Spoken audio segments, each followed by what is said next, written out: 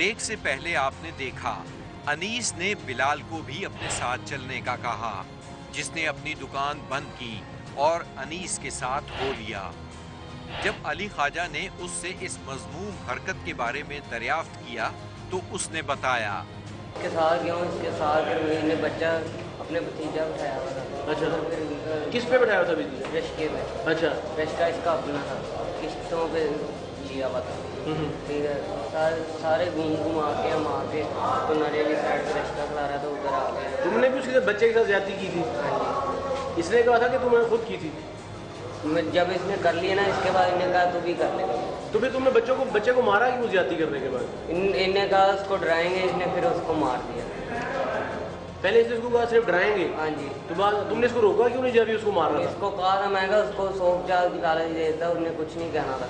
कहता नहीं अब उसको पता लग गया, अब मार दो।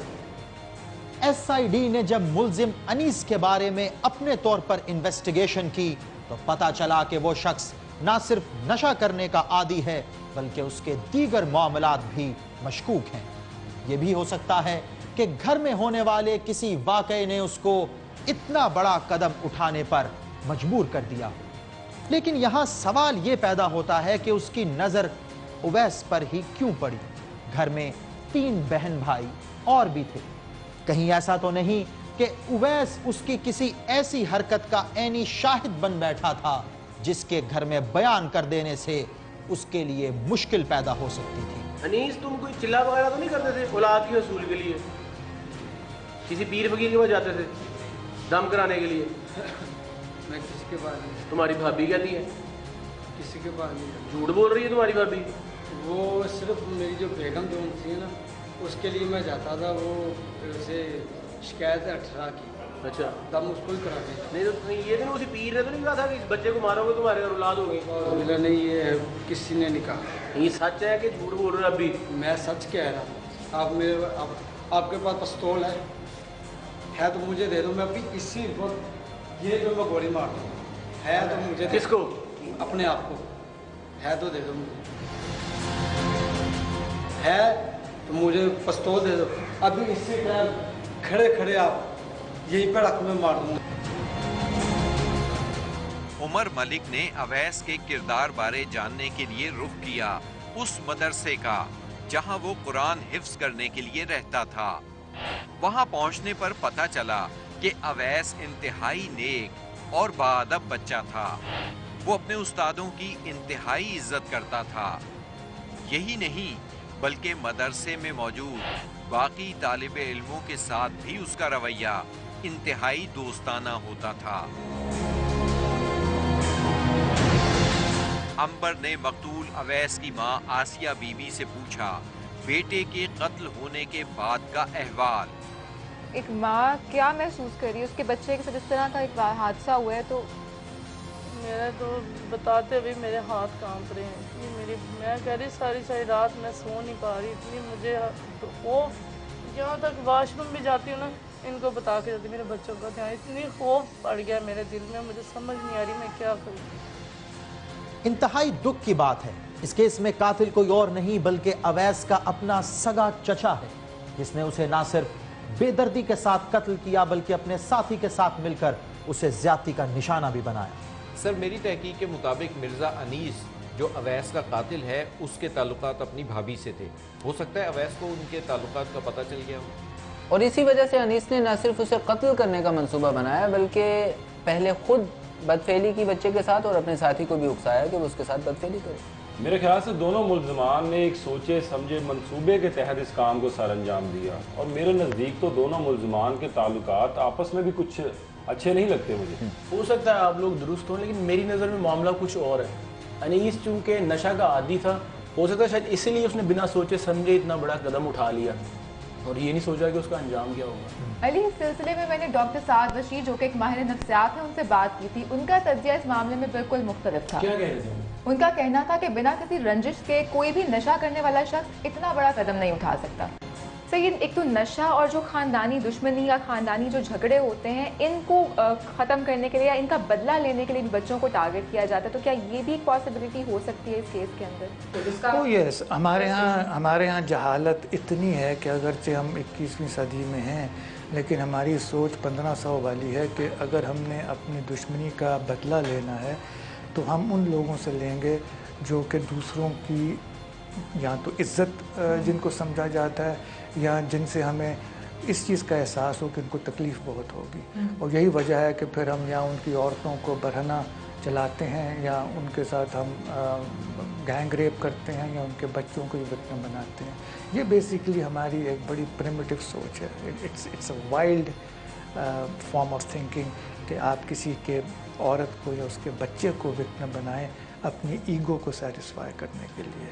सर, एक बच्चा जो कि आपका ब्लड रिलेटिव है, जिसमें आपके भाई का बेटा, बहन का बेटा, उन लोगों के साथ जो इस तरह की एक्टिविटी कर रहे हैं, तो अपने ही बच्चों के साथ ऐसी एक्टिविटी करने वालों की क्या स्टेट ऑफ माइंड होगा, क्या कंडीशन होगी उनकी? आई थिंक यहाँ मैं समझता हूँ एक इम्पॉर्टेंट बात कहना चाहूँगा। आप प्लीज़ इस शख्स को सिर्फ क्रिमिनल मत समझें। He is just tip of the iceberg. System criminal है। अब मुझे यकीन है कि कल कोई शख्स को जब सज़ा मिलेगी तो सब ठंडे पड़ जाएंगे कि जी बड़ा इंसाफ हुआ है। That is not the answer to the problem. खुदा जाने कितने लोग ऐसे हैं जो इस राह पे चल रहे हैं और अल्लाह ना करे वो इस किस्म के एक्ट्स कमिट करेंगे। हमें ऐसे माहौल को, ऐसे मुआशरे को, ऐसे सिस्टम को एड्रेस करना है कि वो इस किस्म के हालात पैदा ना करें। एक इंडिविजुअल को आइडेंटिफाई करके उसे क्रूसीफाई करके मसला हल नहीं होता। We have to look into the factors that lead to such a situation. कुछ भी हो, मगर रिश्तों की पामाली कोई भी महज़्ज़िब माशरा कबूल नहीं करता, और ख़ास तौर पर हमारा माशरा जिसकी बुनियाद ही इंसानी रिश्तों के तकद्दुस पर रखी गई हो। याद रखिए, अगर अब भी इस्लामी तालीमात पर अमल दरामद शुरू नहीं किया गया तो फिर तबाही हमारा मुकद्दर बन जाए। अब आप क्या चाहती हैं? बस इंसाफ चाहती हूँ, मेरे बच्चे के हक में इंसाफ हो। मेरे बच्चे का कोई कसूर नहीं था, बिल्कुल अनपोल बच्चा, 10.5 साल का, कितने देर का होगा, आपके खुद दिमाग से सोचें। इतना भोला भाला और सीधा साधा कि हिफ्ज़ करने जा रहा है, उसकी जेब में से सूरत यासीन निकली, कुरान पाक का दिल, वो मेरे बच्चे की जेब में से निकला। फिर भी उन लोगों को ज़रा सा भी दर्द नहीं आया।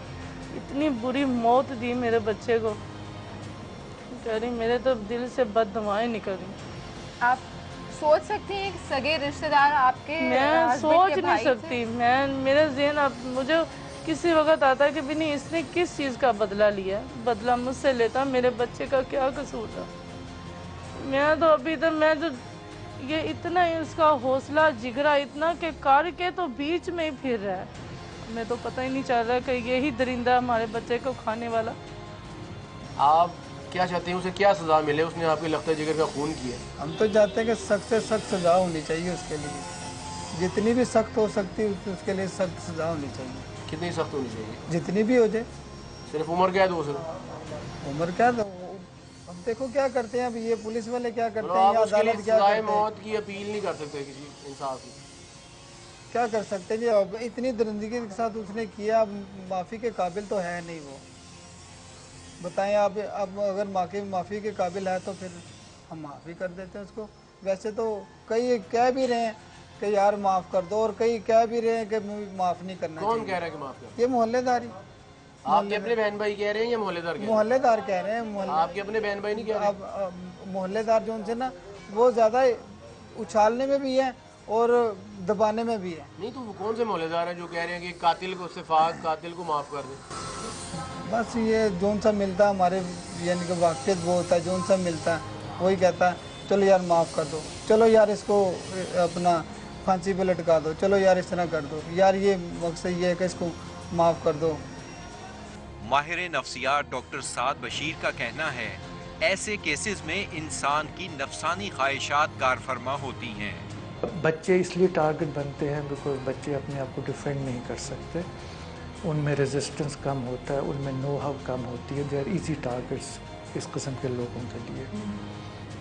फैमिली मेम्बर्स हम ये लोग इसलिए चूज़ करते हैं because of proximity, close contact होता है और डिज़ायर के बढ़ाने के मौक़े ज़्यादा होते हैं। और दूसरा एक नोहा होती है, एक रिलेशनशिप होती है जो वक्त के साथ साथ डेवलप होती रहती है। इसलिए फिर बच्चे और फैमिली के अंदर जो मेंबर्स हैं वो टारगेट बनते हैं।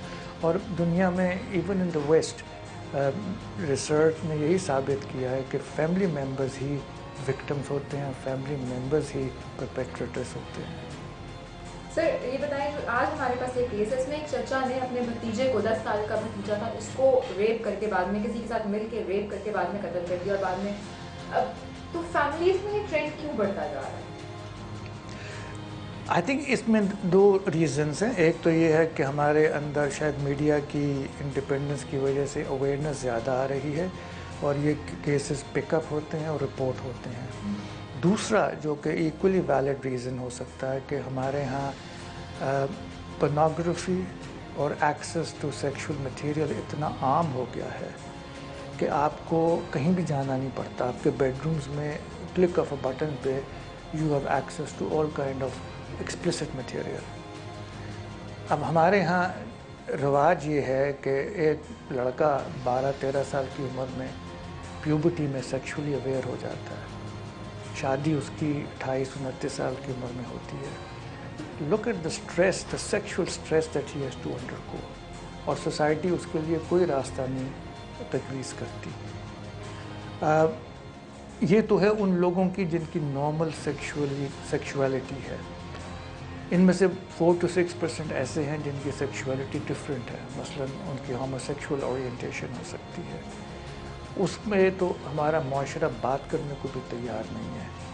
वो हम हर चीज़ को जैसे कालीन के अंदर नीचे छुपाने की कोशिश करते हैं। These individuals exist in society. ये शादी भी कर लेते हैं लेकिन इनकी ओरिएंटेशन चेंज नहीं होती, और फिर वो इस किस्म के मौक़े ढूंढते रहते हैं जिसमें they can find expression of their sexuality. तो इसका हल ये है कि हम एज अ सोसाइटी हमें we need to grow up, we need to accept कि जिस तरह खाना पीना सोना हमारी बायोलॉजिकल नीड्स हैं, इसी तरह सेक्सुअलिटी भी हमारी एक बायोलॉजिकल नीड में से शामिल है। It's not a sin if it's committed within ethical limits.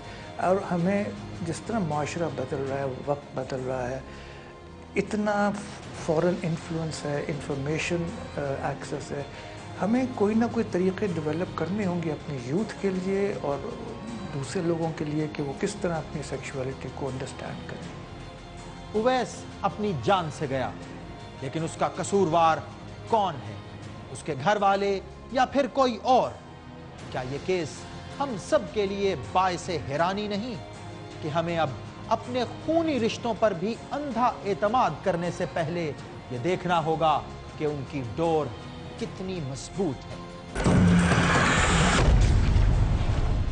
अगर आपके साथ भी हुई है कोई नाइंसाफी या ज्यादती और आप चाहते हैं कि तफ्तीश करे टीम SID, तो हमें बताइए, हमें ईमेल करें। हमारा एड्रेस है sid@sama.tv। आप हमें फेसबुक पर भी ज्वाइन कर सकते हैं। हमारा ID है facebook.com/Sama Investigation Department। मैं हूं मूसा हैदर और ये है SID। याद रखिए, जब बात होगी जुर्म की, तफ्तीश करेगी टीम SID।